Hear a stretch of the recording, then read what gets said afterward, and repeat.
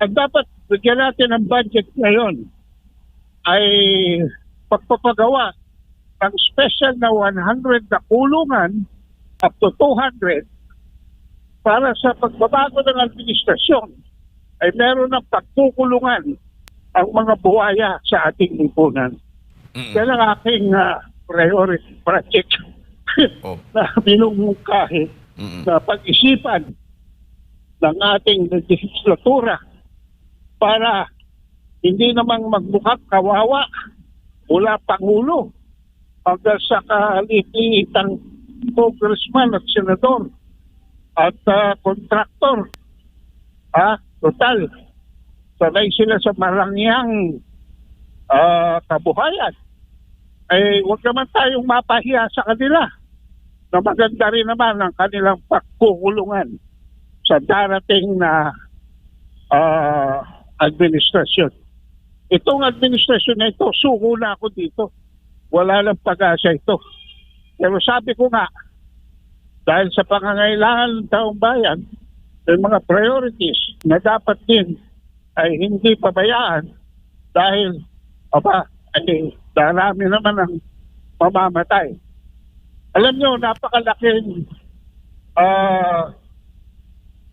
factor dito ang maidudulot ng National Disaster Risk Reduction Management Council. No? Sa pagkatatalaga ng mga prioridad. Kaya wag natin pabayaan lamang si Vince Dizon na magsabi. Yung kanya pinopropose na dam sa harap ng Bulacan papuntang Manila Bay. Talaga yata mga siraulo ng mga taong ito.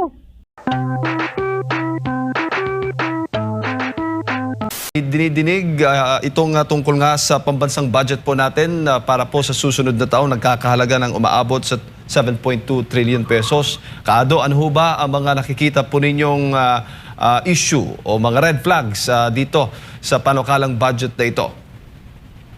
Well, unang-una siyempre yung malapit sa puso ng ating mga mamamayan itong tungkol sa flood control, no? Yan ang una. At ang pangalawa ay tungkol sa defense spending budget. Opo. At kayo ho ba ay hindi sumasang-ayon na pondohan itong flood control projects para po sa susunod na taon? Alam mo, this is a damn if you do, damn if you don't kind of a situation.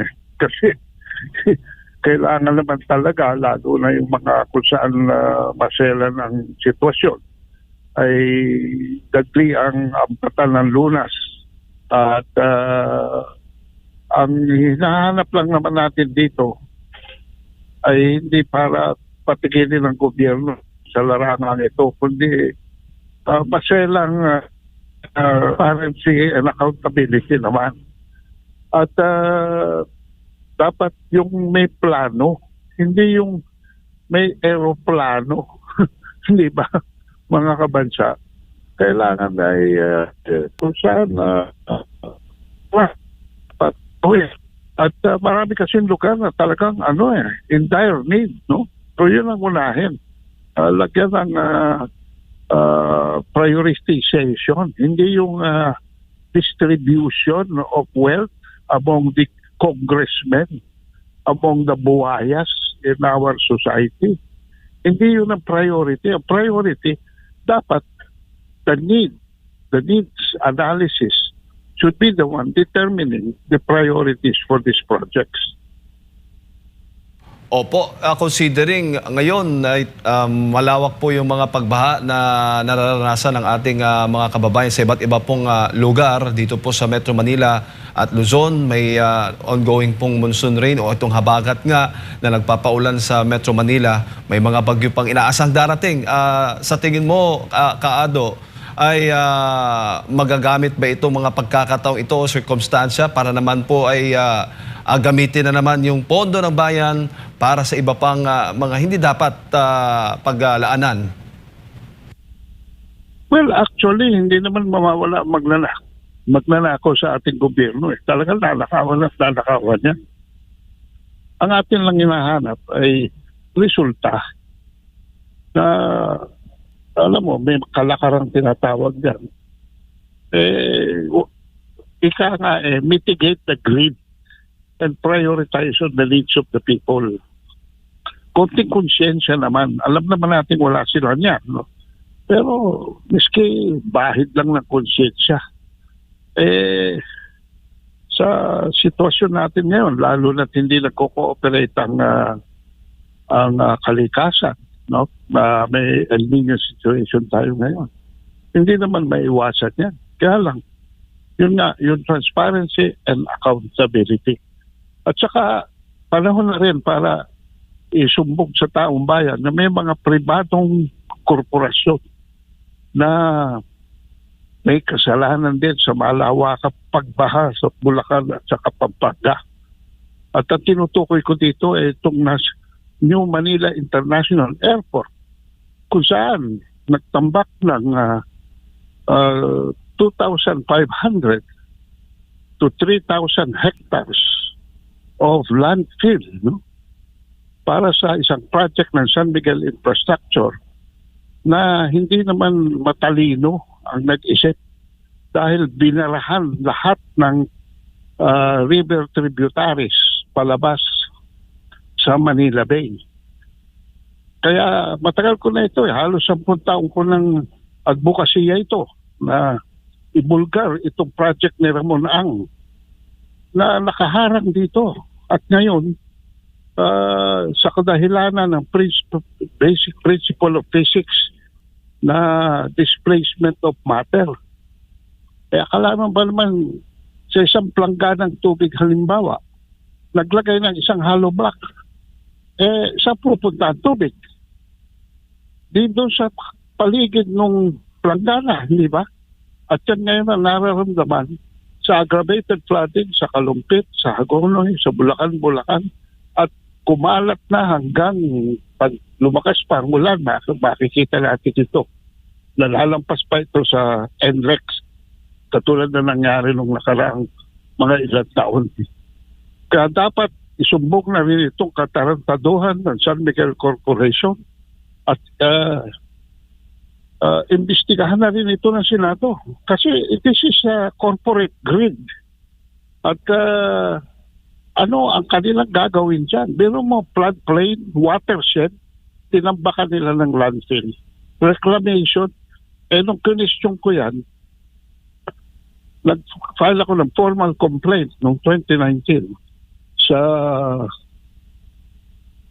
Department of Environment and Natural Resources. Aba, hindi naman daw reclamation yan. Alam mo, kalukuhan ng mga abogado dyan. Lalo na yung si Rebuel Tate, yung undersecretary na nandyan pa. Aba, sinagot ba naman ako at sabi, hindi raw reclamation yan, kundi horizontal development. Tingnan niyo ang mga utak ng mga tao na yan. Halatang halata na may mga tumanggap ng biyaya na alam nyo, kung talagang gustong gawin, may paraan. Kung ayaw gawin, maraming dahilan. At kalimitan ng dahilan ay suhol, pera, korupsyon. So, hindi lamang ang mga public officials ang dapat imbestigahan ngayon ng Senado, kundi pati ang mga private corporations, yung mga hindi nag-oobserba ng waste management papunta sa ating mga kailugan. At lahat yan, nakita natin, niluluwa sa karagatan, katulad nung nangyaring pagbabaha ng basura sa Parañaque. So all of these are interrelated. At ako ay hindi na umaasa sa Marcos administration na mariresolbahan pa ito. Because they are part of the problem. They are a major part of the problem. Sa akin, for the sake of the nation, once and for all, gumawa tayo ng isang master plan katulad ng ginawa ng JICA noong panahon ni Marcos Sr., isang master plan at ating isagawa according to the master plan. Yun ang aking palalaw dito sa issue na ito. Ngayon na. Opo. At maliban po dyan, Kaado, meron ding panukalang pondohan ang pagtatayo po ng mga evacuation center para po sa lahat ng mga rehiyon, no? Nagkakahalaga po ng kabuang 3.06 billion pesos o bawat rehiyon ay makatatanggap po ng eksaktong 180 million pesos para po sa pagpapatayo ng evacuation centers. Ano ho ang tingin naman po ninyo hinggil dito sa panukalang ito? Well, yun nga ibig sabihin eh. Hindi natin maiiwasan yung mga yan. Pero let us examine the budgeting process through a microscope, hindi lang magnifying glass. No? At sino magiging contractor dyan? Baka yung contractor ni Vince Tiso na yan sa EDSA na sinabi niya magandang asfalto daw. Tapos isa pala sa mga questionable mga contractor na dapat idebanda, hindi dapat bigyan ng kontrata. Lagyan natin ng konting good governance ang ating sistema sa gobyerno. Alam natin na puro magnanakaw na nga yan lahat na yan eh. Ang problema ngayon wala namang halos pagkatiwalaan ng taong bayan. Hindi na malaman ng taong bayan kung saan dudulog. Ultimong gobyerno, siya na ang problema. Siya na ang kriminal. So, hindi biro ito ha. Dahil ang apektado, lalo na dito sa Bulacan, no, ay almost 2 million families. So, Bulacan, Pampanga at kasama rin dyan sa Kamanaba. At natural naman na kung hindi nila makampalan ang flood control, natural lamang na mag-create tayo ng evacuation centers. Pero kailangan bantayan ng sambayanan ng taong bayan mismo. Ultimo sa ombudsman, wala na rin tayo aasahan eh. Dahil ombudsman mismo kailangan bantayan na rin. So ako nananalig na konting konsyensya naman para sa taong bayan, and especially now in these times of crisis. Alam po ba ninyo mga kabansa na ang gross national product natin ay hindi makakarating ng 3% ngayong taon na ito, kundi 2.3% lamang. Ay ibig sabihin, ang utang, ang debt servicing natin, hindi natin masaservisan. Ang mga major infrastructure projects, hindi natin magagampanan. Walang foreign assisted projects ako nakikita na darating sa panahon nitong si Marcos. Kaya hindi, ako'y nagtataka kung bakit kapit tuko pa ito. Wala naman siyang pwedeng gawin na. Wala naman siyang kakayahan. Wala naman siyang vision. Wala naman siyang competence. Bakit hindi pa siya mag-resign at ibigay niya sa isang vice president? Sino man yung vice president na yan? Baka sakali may pag-asa ang taong bayan. Yun ang aking pananaw dyan because ano tayo brinkmanship na tayo ngayon. Jay at Admar, brinkmanship na tayo. Hindi ba? At hindi ho ba kayo nagtataka o hindi ho ba kaduda-duda din para po sa inyo na ang paglalaan ng pondo sa bawat rehiyon ng 180 million pesos para nga sa pagpapatay ng evacuation centers ay pantay-pantay? Tama ho ba na ganun po yung distribution ng pondo? Yan ang nagpapakita na talagang ang distribution is personal and political in nature. Dahil sabi ko nga kanina, needs analysis dapat. Yung pangangailangan ng sitwasyon ang dapat tugunan. Hindi yung mga bulsa ng kung sinong even distribution na yun ang makikinabang. Yan ang sinasabi ko Kaya ako talagang, actually ako confined na ako sa conclusion ko na talagang under this administration wala na talaga mangyayari himala, no? At papunta po doon sa aspeto ng defense. Bakit ang laki-laki ng hinihingi nito ni Bigo Teodoro? Ang laki-laki ng hinihingi niya ang budget. Asa na yung 2.5 billion na pinangako ng United States of America na 500 million a year for 5 years. 2003, 2004, 2005, 2006 na. Asa na? 2007 na. Asa na, due and demandable na sa US ang in dollars yan, ha? In dollars yan. So, kailangan magpakita na ng gilas, no? Pakita na ng gilas. At humihingi pa, gusto pa ni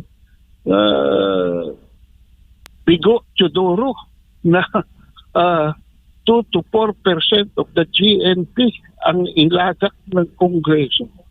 May sobra naman ito taong to. Wala na maipakitang gilas, kundi gulo sa West Philippine Sea. Ha? Para bang ginagawa niyang propaganda yung West Philippine Sea para makakuha siya ng malaking budget. Kaya naman nakakahiya sa atin. Hindi ang gusto ng mamamayan, hindi ang pangangailangan ng bansa, hindi ang ikauunlad ng ating sambayanan ang nauuna, kundi ang mga bulsa ng mga tao at mga personal na ambisyon ng mga politiko. At ayan na kailangan aksyon na at bantayang mabuti, mag-organize ang sambayanan na para makita ang pupuntahan ng bawat sentimo saan man nakalagak yan, flood control, sa defense, mas marami. Actually, kaya tatpan ang constitutional mandate, edukasyon dapat ang nauuna sa appropriation. Paano pa magaganap yan? Wala na nga pera. Sat-sat na tayo sa utang. Tapos, wala pa tayong nakikita pagbabago. Yung binulgar ni Ka Erickson, na binulgar ni former Secretary Singson, na mga secret appropriation. Alam mo, ang dapat bigyan natin ang budget ngayon ay pagpapagawa ng special na 100 na kulungan up to 200 para sa pagbabago ng administrasyon ay meron ng pagkukulungan ang mga buhaya sa ating lipunan. Yan ang aking priority project na minumungkahi na pag-isipan ng ating legislatura para hindi namang magmukhang kawawa mula Pangulo hanggang sa kalitiitang congressman at senador at kontraktor. Total, sanay sila sa marangyang kabuhayan. Huwag naman tayong mapahiya sa kanila na maganda rin naman ang kanilang pagkukulungan sa darating na administrasyon. Itong administrasyon na ito, suko na ako dito. Wala lang pag-asa ito. Pero sabi ko nga, dahil sa pangangailangan ng taong bayan, may mga priorities na dapat din ay hindi pabayaan dahil darami naman ang mamamatay. Alam nyo, napakalaking factor dito ang maidudulot ng National Disaster Risk Reduction Management Council. No? Sa pagtatalaga ng mga prioridad. Kaya wag natin pabayaan lamang si Vince Dizon na magsabi. Yung kanyang pinopropose na dam sa harap ng Bulacan papuntang Manila Bay. Talaga yata mga siraulo ng mga taong ito. Matapos tambakan ni Ramon Ang ng 3,000 hectares. Ngayon po, hulungin naman nila. Alam niyo, ang kalikasan dyan ay isang watershed system. Pag mataas ang Manila Bay, papasok ang tubig, kailangan masalo, papasok. Pagka mataas naman ang rainfall, kailangan makalabas. Yan ang dapat na phenomenon na pag-aralan nila. Actually, iniskas ko na yan sa libro ko eh. The Power of Poverty. Wala interesado eh. Lahat ng atensyon ng gobyerno, ma-ehekutibo, ma-legislatura, ay sa korupsyon. So, pag-aralang mabuti. Panahon pa ni Palafox, panahon pa niyang mga engineer, nung panahon ni Marcos Sr., buhay pa yung iba dyan. Alam nila ang problema at alam nila na hanggang ngayon ay wala pa sigurong kalahati ang nalalagyan ng karapatang lunas. So, konting konsyensya lamang mga kabansa ang ating apila sa mga buhaya. Dahil darating naman ang panahon na sila'y buusigin natin at hindi natin tatantanan kung ano ang krimen na ginawa nila sa sambayanan. Ayun din ang dapat na kinabukasan nila sa kalaboso na paroroonan. Kaya ako'y nagpapasalamat sa SMNI at nagbibigay ng panahon para sa mga ganitong pananaw. Opo. Naku, napakaraming mga issue, Kaado. Ito pang tungkol sa Leadership Fund na binunyag po ni dating DPWH Secretary Manuel Bonoan sa kanyang testimonya po dyan sa Sandigan Bayan at sa Senado hinggil po sa mga nakaraang anomalya sa flood control. Sinasabi na bawat senador may garantisadong 500 million pesos hanggang 1 billion pesos na halaga ng Leadership Fund. Ang nangyayari pa ito, paano ito gumagana, bago pa man daw ipapadala ito sa Malacanang, ang proposed budget sa Kongreso, isinasama na ng DPWH ang pondo para sa mga hiniling na proyekto ng mga mambabatas. Lately lang, may pahayag po si Secretary Vince Dizon na tinitiyak po nila ng kanilang pamunuan na tinanggal na at wala ng Leadership Fund sa kasalukuyang panukalang 2027 budget. Ano po ang inyong pananaw dito? Well, talagang dapat na mag-slow down sila sa kanilang kagahamanan. Ang masasabi ko dyan ay simple lamang. Panay ang propaganda nila na sa mga makabayan, patriotism, nationalism, sa larangan ng mga bato-bato at isla na disputed naman at hindi pa naman sa atin ay gustong paglaanan ng malaking pondo para daw proteksyonan. Pero anong sabi ng taong bayan? Sa Pulse Asia, July 2026, ano sabi ng taong bayan? 3% lamang ang naniniwala na ang soberanya ay isang lehitimong advokasya. Can you imagine? Doon dinadala ni Bigo Teodoro yung pera. 3% lamang ang mamamayan na sumusuporta. At dito sa mga nakatagong mga secret pockets ng ating mga legislators, ewan ko ba kung bakit parang sense of extraordinary privilege sila na dahil sila yung mga senador at dahil sila yung mga congressman, they are feeling entitled. Hindi ko maintindihan kung saan ang gagaling yan. Dahil ang Pilipino, mabait.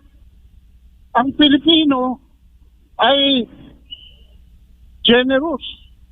Ang Pilipino ay hindi magnanakaw.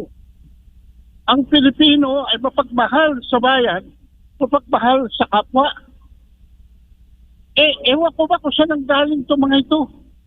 Sintomas na yata ito talaga ng dynastyism. Kasi ginawa na nilang mga pamilyang ito, ginawa na nilang hanap buhay ang ating gobyerno. Nakakapanghina, nakakapanlimahit. Saan ang gagaling itong attitude na ito of feeling entitled when the country is suffering? Grabe. Mayaman ang Pilipino. Pero ang pera nasa mga maling bulsa. Mayaman tayo. The World Bank has just ruled that we have already reached the sort of the lower level of middle class. No? The lower level of middle class. Kapitolyo. Mayaman tayo, pero nasa ating kayamanan. Nasa mga bulsa ng iilan.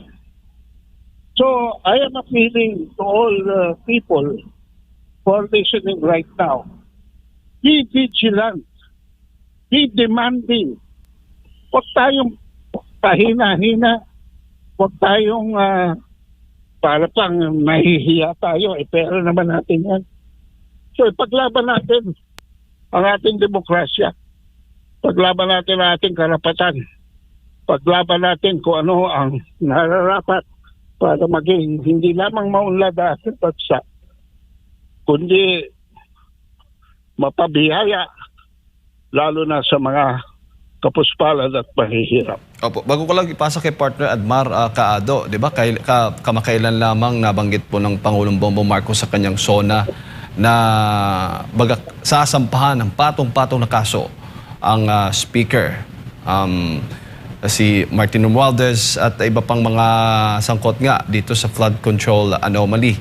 Magtatapos ng buwan ng Agosto. Sa tingin ho ninyo, umaasa ho kayo na talagang makakasuhan at makukulong itong si Speaker Martin Romualdez at iba pa nasangkot po dito sa ilalim ng administrasyong Marcos administration?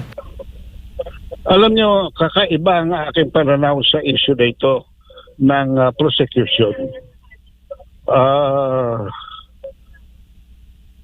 Prosecution, para sa akin, ayoko nang makita na nagsampa ng kaso ang ombudsman.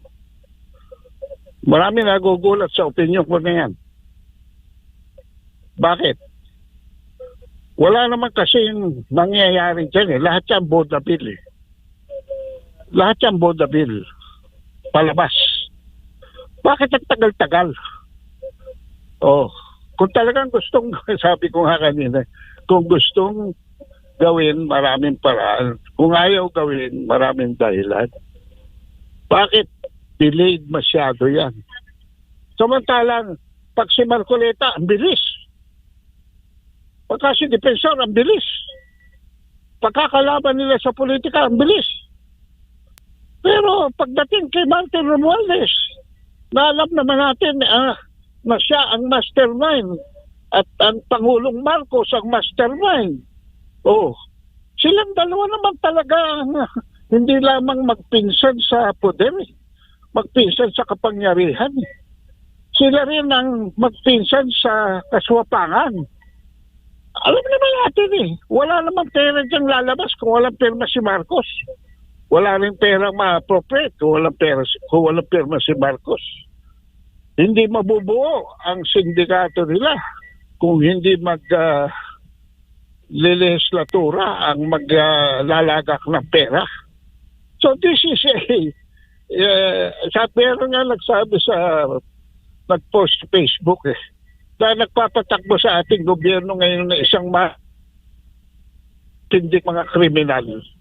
Abay ako'y naniniwala dyan. Ngayon, ano ang prospect ng prosecutory success under this administration? Zero para sa akin. Zero. Kaya ako, mag-ipon na sila na ebidensya, mag-delay na sila na mag-delay. Dahil walang mangyayaring katuturan sa prosecution under this administration.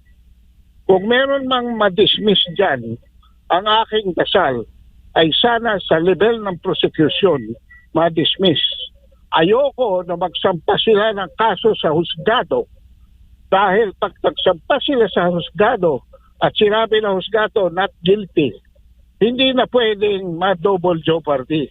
Yun ang puntos ko. Yun ang explanation ko. Lalo na sa mga abogado na kausap ko. Hayaan natin ang susunod na administrasyon ang magsampa ng mga kaso sa husgado.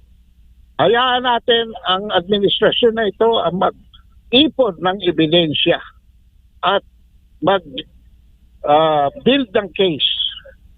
Pero pagsasampa sa husgado, wag naman sana. Sana sa susunod na administrasyon na. Bakit? Alam naman natin na pag sila ang nagsampa niyan, lutong Macau yan eh. Lutong Makoy. Lutong Makoy yan. So, yun ang akin.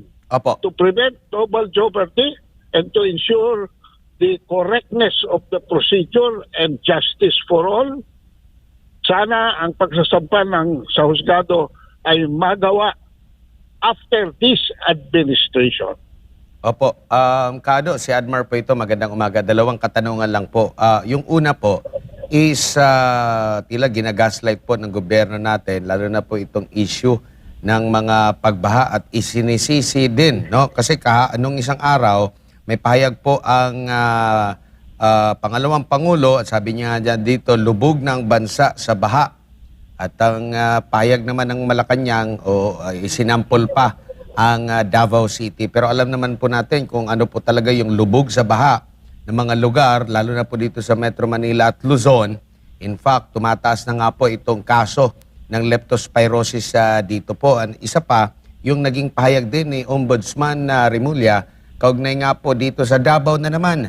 Epicenter daw po ang Davao sa flood control. Pero may pahayag naman ng isa sa mga cabinet secretary, finance secretary ng kasalukuyang administrasyon, na ang Davao ay malaking kontributor. Ang Mindanao malaking kontributor sa ekonomiya at ang Davao yung parang economic center, no, ng contributor sa ekonomiya ng ating bansa mula po sa Mindanao. Ano pong masasabi niyo po dito, Kado? Alam niyo, yan ang yung batikos niyan tungkol sa Davao City, na epicenter daw ng flooding. Ay makalaking pruweba ng kulang sa karunungan ang mga nagsasalita. Hindi ko nasasabing ignorante. Kulang na lang sa karunungan. Bakit? Ang profile ng Davao ay parang profile din ng Metro Manila. Saan ang gagaling ang flooding ng Metro Manila? Sa kaliwa, sa Bales Ranges. Sa dulong, sa norte kaliwa, sa sa Baguio, no? Diyan sa mga kabundukan ng Baguio, the Cordilleras. Sa gitna, the Caraballo Mountains. Sa kanan, Sierra Madre Mountains. Ngayon, lahat yan, parang isang malaking buho sa isang malaking planggana na tinatawag natin Mega Manila. Mega Manila. Ganon din ang Davao. Ang Davao, napaliligiran din ng kabundukan. At sa gitna ng kabundukan na yan, Mount Apo. Alam ba ng mga nagsasalita dyan kung na meron palang Marilog, meron palang Baguio sa Davao City? Alam ba nila yan? Ano ibig sabihin? Mga highlands yan. Pag ikaw galing sa Cagayan de Oro, papunta ka Davao, dadaan ka sa isang place na tawag Buda over the Mount Apo mountain ranges. So, yung mga nakapaligid na mga tinatawag natin sa nung panahon ng Kastila, mga Sierra Madres, dyan ang gagaling ang tubig pababa. At sasaluhin yan kung ang Metro Manila situation ay nagtatapon ng tubig sa Manila Bay. Yan naman, nagtatapon ng tubig sa Davao Gulf. At yung sitwasyon na yan, hanggang Sarangani, hanggang General Santos sa South Cotabato. Yan ang mga flood control scenarios, no? Siyempre, mataas ang galing ang tubig, pababa. Magkakaroon ng baha. Ano ba naman, hindi pa. Totoo naman aminado naman tayo, hindi pa sapat Kung Metro Manila nga, hindi natin maayos Mabuti nga mga Duterte ang nasa Davao Kahit papano, unti-unti, utay-utay, na gagawa nila yung mga flood control. Imbis na bigyan nila ng appropriation para maiayos dahil Davao City is the epicenter of economic progress. At suportahan nila. I-criticize pa nila. Palalabasin pa nila. Ano ang implikasyon ng mga akusasyon nila? Simple naman ginagawa nila Gusto nila paniwalain ng mga tao na mga Duterte corrupt. Sus Maria Josep, excuse me, no? Ang flood control, mga kabansa, nagdoble, hindi during Duterte. Ang budgeting natin hindi nagdoble under Duterte. Tumaas lang dahil sa COVID-19, yung pong halos 1.5 years to 2 years, ay walang produksyon ang Pilipinas dahil sa pandemic. Kaya tumaas lamang ang budgeting. Pero pagpasok po ng July 2022, makikita ninyo na geometric ang increase ng budgeting. At ngayon alam na natin na naging geometric yan dahil ang public works nilalampasan pa ang edukasyon. Dahil yung pala, bukod pa sa mga sekreto, ay pinupuno ang bulsa ng mga buhaya. So, let us, grabe na ang sitwasyon natin. Imbis na mag-unite tayo to solve the problem, tuloy-tuloy pa rin itong administrasyon na ito sa demonizing the Dutertes. Ano ba naman? Kumpara nyo lang confidential fund ni Marcos sa confidential fund ni Sara Duterte. Halos mga 600 million lang. Bilyon-bilyon. Nasa 5 bilyon yung kay Marcos. Saan yung dinadala yung pera niya? At bakit si Sara Duterte ang inuusig natin? Samantalang dapat inuusig natin itong mga mandarambong sa ating lipunan. Yan ang aking pananaw dyan. Huli na lang pong katanungan, Ado. Kahapon po ay ginawaran ng Doctor of Laws, honoris causa, ang Pangulo, Doctor of Laws po ito, mula sa Pamantasan ng Lungsod ng Maynila. Baka meron po kayong komento ko dito. Well, congratulations, Mr. President. Finally, you have a diploma. Honoris causa nga lang. Marami pang pwedeng gawing, alam nyo, bilib ako sa pagtatrabaho ng kanyang Presidential Communications Secretary. Magaling talaga yan, yung kalbo na yan. Magaling talaga yan sa mga pa-etching-etching dyan. Ako, trabaho ko rin dati yan nung panahon namin, we made sure na si Cory magkaroon ng mga ano-anong awards.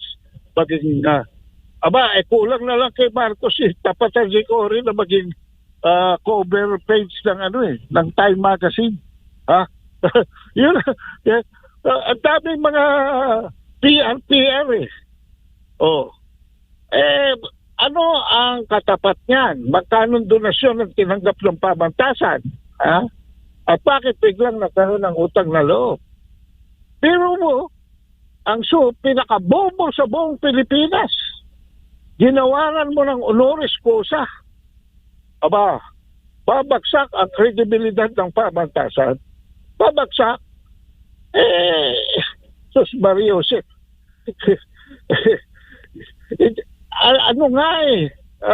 From all from all things considered, ma-kwalifikasyon, ma-achievement, ma-intellectual capacity, ma-physical capacity, at kung ano-ano pang kailangan nating gantimpalaan. I am sorry, but President Marcos is not the epitome of all that. No? Hindi siya. Bakit hindi ang taong bayan ang tanongin ninyo kung sino dapat ang bigyan ng pabantasan na yan ng doctorate degree honoris causa? Alam nyo, ceremonial yan eh. It fits the profile of our president who since he took over power has only been a ceremonial president. Po. Kaado, maraming salamat po sa inyo pong oras at sa pagbibigay po ninyo ng impormasyon ngayong umaga. Good morning po sa inyo. Maraming salamat po sa inyo lahat at sana ay mag-improve naman ang ating klima at sana safe kayo saan man kayo naroon.